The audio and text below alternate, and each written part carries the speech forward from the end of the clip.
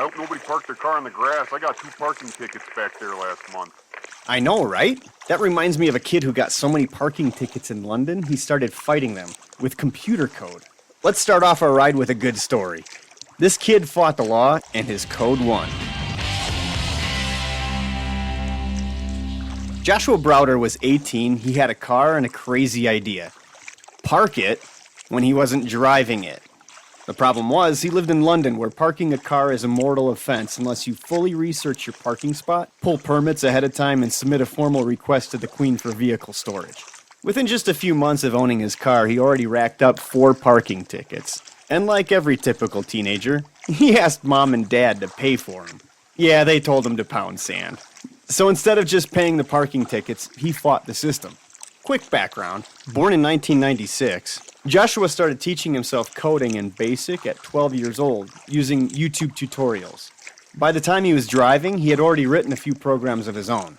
So at 18, instead of shelling out money for the fines like your average teenager, he joined the ranks of people who were on government watch lists by submitting a Freedom of Information request.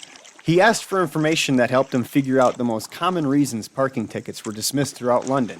Things like wrong vehicle information, unreadable tickets, missing or unclear signs, officer error, emergency situations, and more. So Joshua used this info and took 3 months to create a chatbot to help him fight these tickets. How would a chatbot help fight a ticket? Well, it started by asking him questions about the violations, like, were you the one driving? Was it hard to understand the parking signs? Were the signs clear? Were you traveling to a hospital urgently? Based on the answers, it would then identify legal loopholes and draft personalized letters that could be mailed to the court as an appeal.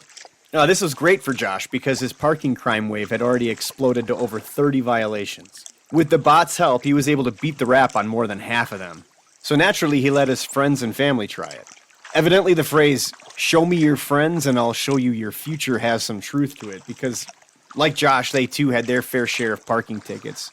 He helped them squash their tickets as well, so Josh launched the bot publicly as a free tool.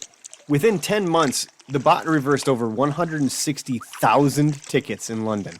That was 10% of all the parking tickets written in that time. Think of that. At least 1 in 10 of the parking tickets written at the time were dismissed because they were issued wrong or they weren't deserved. And that's only the people who fought them instead of just paying for them. Imagine how many people sent in their 80-pound fines who never should have. Anyway, by 2017, Josh's chatbot had successfully appealed over 375,000 tickets, with fines totaling over $10 million. He was on his way to Stanford for college, so he brought his partner in crime, his chatbot, with him. There in the heart of Silicon Valley, surrounded by AI talent, he expanded it. Speeding tickets, overdraft fees, landlord disputes, even issues with credit reports.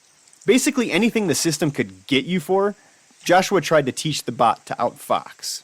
He even tried to get his bot into a courtroom, but as you can imagine, lawyers from all over screamed that he was cheating the system. And pretty rich, coming from a profession that charges $400 an hour to read your cell phone warranty. Despite the resistance from the legal community, Josh has proven that pushing back against the system works. Together with his bot, Josh beat the parking enforcers. And saved millions. Speaking of saving millions, what if you don't have a bot? Just a library card, a pen, and a boatload of patience.